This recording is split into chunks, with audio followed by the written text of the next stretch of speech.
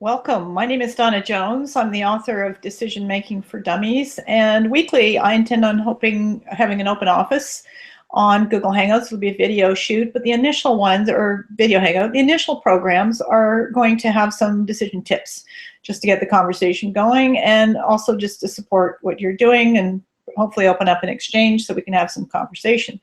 So I'll do a little presentation, about 10 minutes or so, and then we'll see if there's anybody online to ask some questions. Thank you. Here we go. Switch this on. Okay, decisions are changing in a rapid world of change, and I think most people know that. And yet there's still a very acute awareness that things are not as they have always been. Sorry about that. I realized I needed to push another button. One of the things that's changing is, besides the speed of change, but is also the values and the beliefs that underpin change as well. So I'll take myself as a good example. You know, I raised my daughter as a single parent from the time she was 1.5 years. And as I grew up, and what most of us grow up with, is an understanding that, or a belief at least, that you're supposed to look after things like your retirement savings, your home. You know, you have a home, you have savings, all these external checkpoints of success. You know, I've made it when I have my retirement all packaged up. I've made it when I've got this beautiful home and maybe multiple cars and whatnot. I've made it when I've got a massive amount of money accumulated. I've made it when I've finished with work and I now can do what I want to do. And so when I started doing the work I want to do, which is about changing raising business consciousness, engaging a higher level of leadership, and helping people worldwide engage in reconnecting our capacity to flourish on the planet, I lost pretty much all of that. And what that does is it brings you to, when you lose everything outside of you, you go inside. And you can get depressed, which is not the most exciting place to be, but you can also choose to use that moment to become a deeper person and to connect with yourself inside. And that's what I found myself doing. Now, what marked the catalyst for me in terms of why I went there, why I decided to change what I was doing in the world, was because it wasn't hard to see, and it's been clear for decades, but it was also unavoidable for me, at least 11 years ago, when I was working with organizational change, and I could see that the thinking in the organizations and the capacity to make radical transformation wasn't happening fast enough. It wasn't happening as fast as what was going on the outside, and that's even truer now. I mean, right now things are changing so rapidly. So it changes how decisions get made, and it really puts pressure on us to dig deeper and to find more about what we've got going on inside of us, to use more of who we are and what we bring to the world. One of the easiest indicators of all of that is data overload. This is a Facebook image, and yet it could have been a LinkedIn image. It could have been anything that has to do with social media or the capacity for us to communicate with one another worldwide in an instant.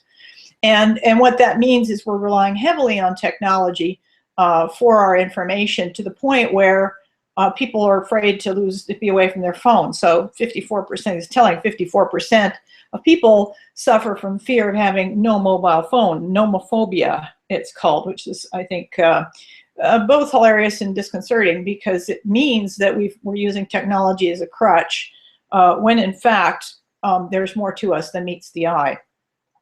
Now, one of the things that's happening in terms of the capacity to handle data overload is we have apps. We can go to apps, and two of the apps that are on this slide, ChoiceMap and Experial, are both from the book, or inspired by the book. The developer used Thinking Fast and Slow, Daniel Kahneman's book, to inspire these apps. Now, what that means is that you have some resources, but if you get too dependent, there's an app that helps you decide what social events to go to, as if you can't figure that out for yourself. So there's there's a plus and a minus around this. The plus side is that you think something like ChoiceMap helps you deal with your internal biases, or Experial, one's emotional, the other one's more rational, but they help you deal with your deeper biases.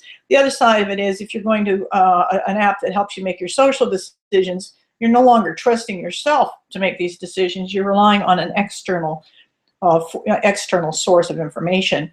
And the end result of that, and along with all the other distractions we've got in the world, is that people become exceptionally disconnected from themselves, from what they want in the world, from who they are, and from the difference they can make in the world. And so consequently, your focus gets placed everywhere instead of somewhere. So we, I, you are it. We're the technology that can really shift the design of the world and can adapt to deal with the changes, or to actually optimize the changes we have, and create a better design for what we want in the world. There's no app that can replace that. You're it. There's no app that can replace what you bring to the world, who you are, how you see things. The apps can help you cope with and offset human error, but they don't replace you and your deeper talent. And I think that's the real exciting thing that we're faced with the way the world is changing now, and how it changes decision making. Previously, in fact, a lot of business tends to think that we're entirely relying on intellectual intelligence to make our decisions, and that you don't need emotional intelligence because we just don't credit it. But in reality, as soon as you walk into a room, you're picking up information, and there's more intelligences than on this slide. There's social, emotional, spiritual intelligence. Is not about religion.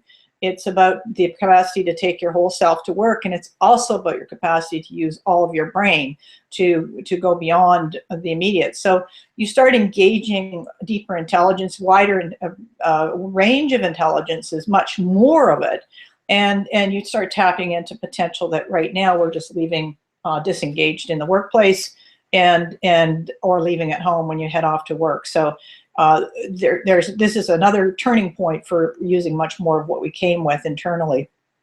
And related to that, when you make decisions, you're taking in all of the information that was on the slide. Your data that's coming in is coming in not just factual data. That's the easy part. And fortunately, with the data analytics systems we have now, you can get visual pictures and so forth. But it's also sensory data. It's information that's coming from your environment, from what are people feeling. You know, when you walk into a room, you're immediately testing out what's going on in this room. Is it okay? Is it not okay? What's the mood? What's the tone? Do I fit? So that's all data that you're taking in, whether you know it or not. And it plugs straight into your intuition, which is the system, what Daniel Kahneman calls System 1, but it's fast data processing. It happens in your subconscious, and it's very fast, exponentially fast. I mentioned that, or described this in greater detail in the book in chapters 5 and 7. But the point being here that it's milliseconds. You're making a decision in milliseconds, and you have no control over it. It just happens. And then, of course, there's the intellect kicks in later, where it starts evaluating and so forth. And that's where biases and so forth come in, and things that we're both conscious of and not conscious of. So really, this is a moment where we can get into more of ourselves, and to really be able to navigate more successfully in a very uncertain world. And I'm going to share a few tips with you now on how to tap into your inner technology, which came with in the first place. So obviously, the first one is self-awareness. That gives you a chance to really upgrade your capacity to see more clearly what's going on in the situation, and to be more present with the range of variables that are impacting your decisions in a moment. It's very much about being emotionally intelligent and socially intelligent. It's about deepening your capacity and self-knowledge. And I'll just give you four touchstones for that. One is letting go of knowing when to let go of a company, knowing to when to let go of a particular opinion or a belief, or there's quite a spectrum of places that this applies. And of course, related to that is knowing what you're attached to, because if you're attached to something and you're hanging on to it forever, it helps to know why, because at least then you can make your decision based on awareness instead of just blindly moving down the path. The other one that's very helpful is focus. If you're actually generating ideas, it's like a toggle switch. If you're generating ideas, you want your focus off because you're looking at a wide spectrum of possibilities. You're looking at the big picture. You're wanting to see things. Focus, when you put it on the off switch, it's used to see things. So you don't focus when you want to see what's going on. You do focus when you want to get something done. And that's about selecting from a range of possibilities and saying, this is where I'm going, and you head down there. I put in fighting to be right because it's very much about the relationship with the ego, and that is, maybe you're not fighting to be right, but there are other places where the ego shows up, and it's about that relationship. You'll find yeah. I'm going to put a little diagnostic tool, a fun one, on the website shortly on that. Secondly, you have core skills, and these are very core skills, and they look simple and they look like a piece of cake, but in terms of mastery, they're not. It takes time. Reflecting, in the software development terms, it's retrospectives, looking back on how decisions you've made professionally in your company to see what happened, why it happened, what assumptions were being made. Very valuable to get your bearings and then move forward from there.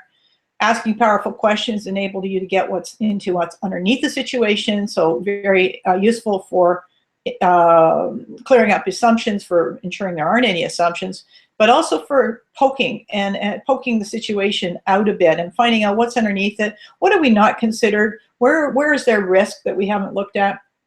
And so powerful questions are not questions that you already have the answer to. They're questions you don't have a clue about. You don't have the answers to them at all, and you're just posing it. The third core skill I'll mention here is listening with the intent to feel. And this is about exposing empathy. It's about understanding what it feels like from someone else's shoes. And then finally, stepping back to see the big picture.